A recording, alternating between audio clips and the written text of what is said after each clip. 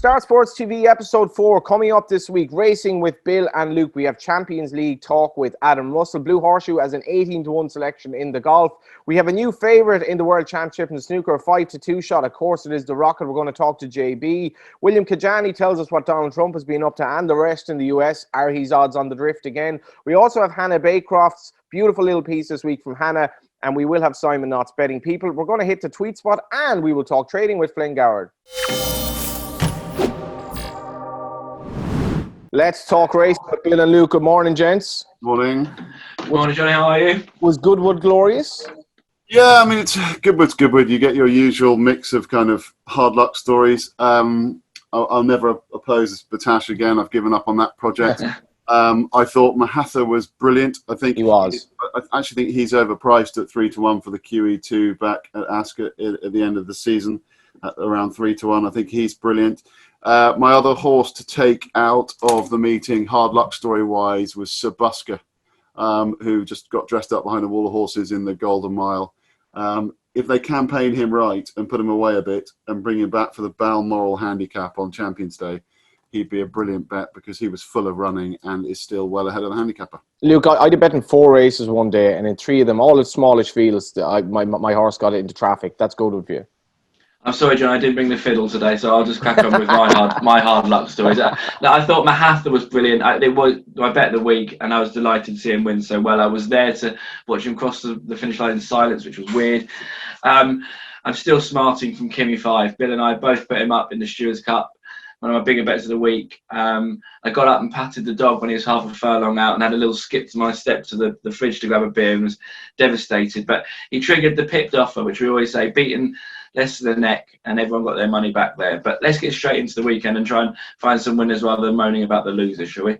Yeah, we have a couple of kind of shortage and off-price favourites in the 2 races we're going to talk about, which is the Rose of Lancaster Stakes and also the Sweet Solara Stakes. We're talking 11th, 8th and 13th date here in terms of Dubai Fountain and, Fly Miss Helen, and Global Giant. Yeah, I think in the Rose of Lancaster, that Global Giant form in front of Aspetar says everything, doesn't it, really? I think of the 2 favourites, he's the one I would definitely want to be with because he's got proven form in the book. Dark Vision steps out of listed company into group company, which he always thought he'd be in as a 2-year-old. But of the 2 favourites, he'd be the one I'd be with, and I'll explain why I'd be a layer of the other one in a second. The Rose of Lancaster, yeah, I mean, Global Giant's going the right way. He was good at Sandown. He was a bit better last time. But something about him once I want to take him on. I don't know why. There's just something I don't particularly like about him. I don't think he's top class, but it might not have to be top class to win here. Our old friend Fox Towel lines up here for Sylvester de Souza. Am I going to put my head in the air while you talk about him? No, he's a very talented horse when he gets it right. I'm not saying he's going to get it right, but when he learns to race again, he is a danger to all of these because he's a proper Group 1 horse on his day. He's still probably got a little squiggle next to his name, but just he's a big double-figure price, and one of these days he's going to bounce back. Yeah, the Curragh as well at the weekend is fascinating because we have this Phoenix Stakes, which is a Group 1, and we have Steel Bull now under new colours, and we also could have the Lear Jet run for the first time in Ireland as well. I want to mention a horse, Tassing Yeah, run at Leopardstown on Thursday as well. Desperately unlucky last time and much better draw now, but I don't know, lads. What are you advising punters to get stuck into before we need a winner? I just thought in the Sweet Solara, this was a classic case of bookmaker versus punter. Short price favourite, priced up on potential. One I'd be massively keen to take on. And that's it. I'd back anything else in the field. I really think the Hannon filly is very short in the Solara. Yeah, I mean, she had a reputation before she arrived on the racecourse, and she was really, really good. And Hannons have enough fillies to not label their geese swans. And I think she could be very, very good. And I think, Luke, you might be wrong. I think she could be a cut above these. We don't know. There's a lot of lightly raced fillies in here, so it's always a question mark. But, wow, she was super impressive the last day, and she would be one of the best young fillies I've seen around.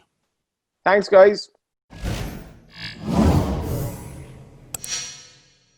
Hit the tweet spot this week. All you have to do is reply to a tweet from Star Sports or reference Star Sports in a tweet to be in with a shout of winning a free pony bet. Now, just imagine that. You win a free pony, you put it on a 20-1 shot. The 20-1 shot wins, paid for a holiday. At Alan Dubai wins this week. He says, that Galway race was a head scratch till you watched the head on. Gutted. 4 places was on the 5th. We know the feeling, Alan. But just to ease your pain, free pony bet coming your way. G'day, golf fans. Another week, another world number one. Congratulations to Justin Thomas, who stormed his way through the field on Sunday to win the WGC St. Jude Invitational, and in doing so became the number one ranked golfer in the world, taking that ranking from John Rahm, who's only had it himself for just over 2 weeks.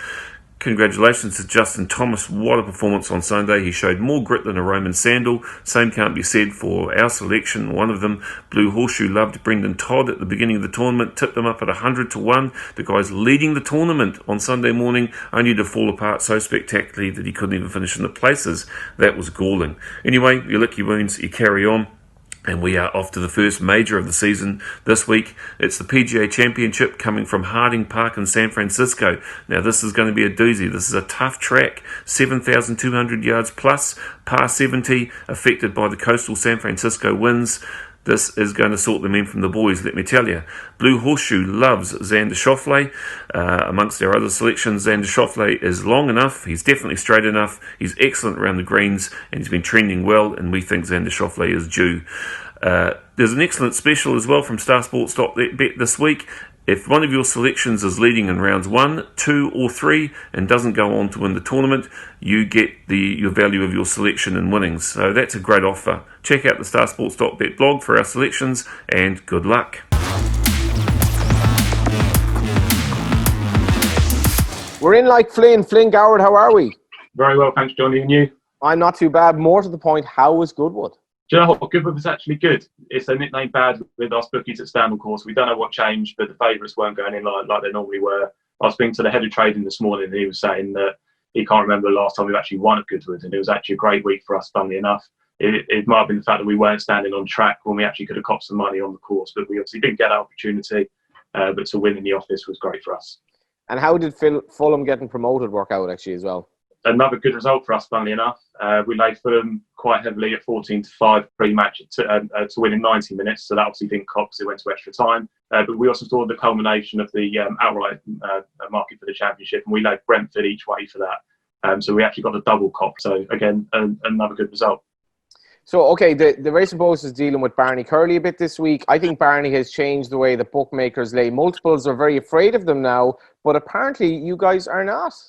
Yeah, well, I wish you told me that last week, Johnny, and then I would have changed my approach to laying these multiples on Monday. But I mean, Punter's had a few friendly multiples with us. He had a £250 treble, a 4-1 poke, a 9-2 poke, and an 18-1 poke. That's not friendly. Well, it's clearly not now, because that returned £93,500. So fair play to the punter for getting it up. And then the same punter had a £500 double, the same 4-1 shot, and the same 18-1 shot, and that returned £34,000. And then the same punter had a £1,250 double, a 4-1 shot, and the same 9-2 shot, and that returned over £34,000. So for £2,000 stakes on Monday, this punter had won just shy of £160,000. So not to be sniffed at. Fair play to the punter. I mean, punters out there just to get 18-1 winner, a 4-1 winner, and a 9-2 winner in a couple of weeks would be great. But to perm them up in the multiple is pretty fair play. So I only wish the same punter were me. We shall talk to you next week. Cheers, Johnny. Here's Hannah Baycroft with a lovely little feature on what happens horses in retirement. And if you like a dip in the sea at this time of year, you're not alone. Thanks, Johnny. Yes, this week I took a trip to Sandwich Bay Beach in Kent, a private beach belonging to the estate. This is something that I had never done before, and neither had some of the horses. We took 7 horses, and 5 of which were actually ex-racers, so a good gallop along the shore was definitely on the cards. Swimming for horses has many benefits. They are able to exercise without having to support their own body weights, and building muscle tone without putting on any strain on the joints or back. Exercising on the sand can help also build fitness levels and strength. As you can see, I didn't go in too deep because, of course, typical British weather, the water was rather chilly. There are many beaches around the UK where you can take your horse. So if you can't go to Ibiza with your friends, perhaps go to the beach with your horse.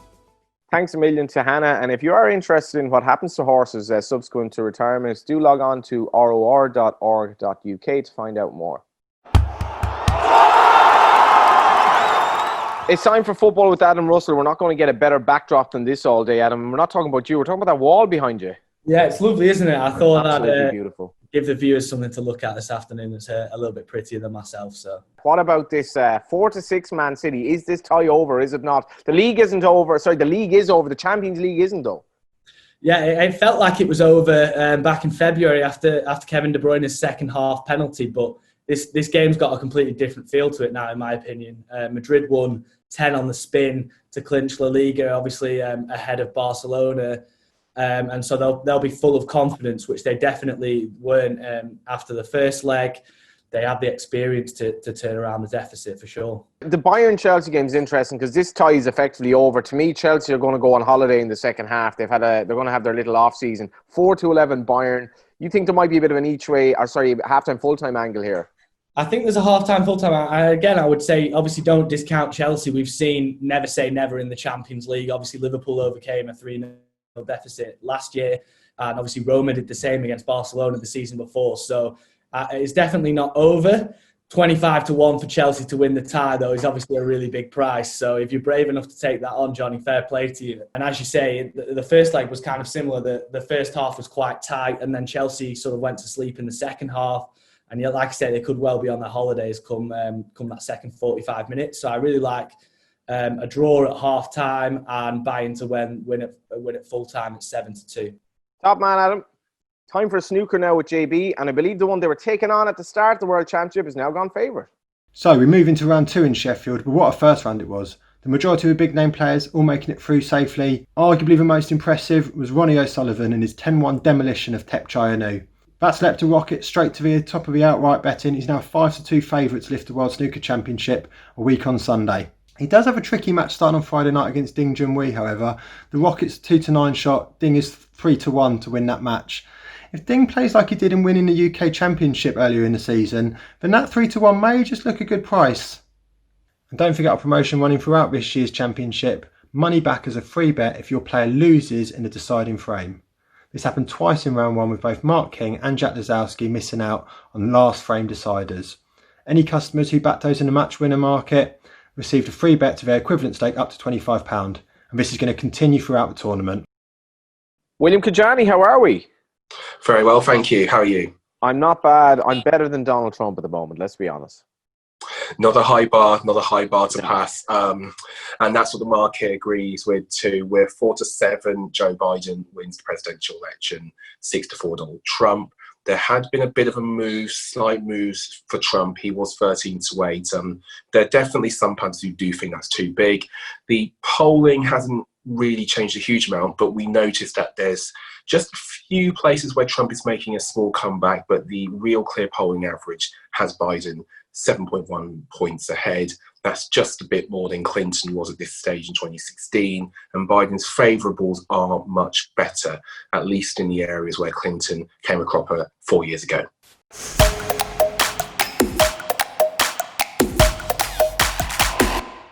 Well, surprise, surprise, it's more Donald Trump. Now, we've all seen that Axios interview with him and Jonathan Swan. We've all seen the chart memes, so I thought we should give our Donald Trump specials another airing. We are 13-2 that he leaves office this year before next year, 8-13 leaves in 2021. One thing that's getting a lot of attention is the 3-1 that he loses the election and refuses to leave office and doesn't turn up at the inauguration. I think that could still get shorter. And just a couple for old time's sake, 8-1 the election doesn't take place this year. He has called for it to be delayed, and 10-1 he pulls out before the votes are cast. Top man. Now it's time for Simon Knott's Betting People. Thanks, Johnny. This week's Betting People is with Encores bookmaker Dave Phillips. Now, Dave's been a bookmaker for 50 years, which probably makes him one of the oldest still operating. During that time, he's seen a lot of changes, some of which he was a pioneer of, including using computers on course for the first time to issue printed tickets rather than the cards that were the norm for about 100 years. He was seen the buying and selling of pitches, boards on rails, and he was also there for Frankie's Magnificent Seven, which he talks about in the trailer. Here it is. I took the view that, this should be a 10-1 chance, so I'll stand it for the maximum, which a few other bookmakers did to their cost. But I had enough to pay out. I mean, I always had enough readies to pay out. But I'm going to be honest with you, it was a great day for racing. We still talk about it today. And I cheered him home. That was fantastic. Frankie riding 7 winners, fabulous. There you have it for this week. Loads of selections there. Don't forget to download the app or visit the website on starsportsbet.co.uk or give us a call on 08000 521 321.